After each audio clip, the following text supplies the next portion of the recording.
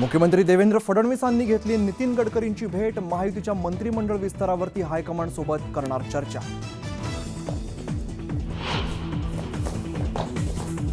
विधानसभा अध्यक्ष राहुल नार्वेकरांनी घेतली पंतप्रधान मोदींची भेट। अध्यक्षपदाचा पदभार स्वीकारल्यानंतर दिल्लीमध्ये सदिच्छा भेट।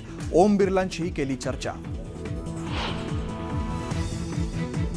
परभणी बंदला हिंसक वळण। मोर्चेकरांकडून काही वाहनांवरती दगडफेक आणि जाळपोळ। सध्या तणावपूर्ण शांतता। परभणीमध्ये 144 कलम लागू केल्यानंतर सुद्धा आंदोलक जिल्हाधिकारी कार्यालयामध्ये घुसले। आंदोलकांकडून कार्यालयात तोडफोड। आमदार योगेश टिळेकर यांच्या मामांचा हत्या प्रकरणातून महत्त्वाची बातमी। पूर्व वैमनस्यातून भाडेकरूकडूनच सतीश वाघ यांची हत्या। आरोपीची कबुली।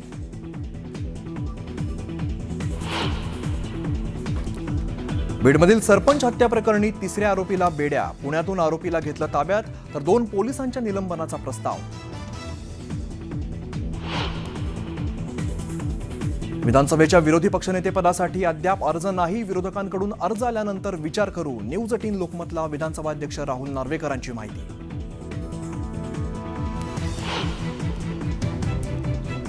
पुण्यामध्ये 10,000 बहिणी अपात्र। 20,84,000 अर्जदारांना मिळणार लाभ।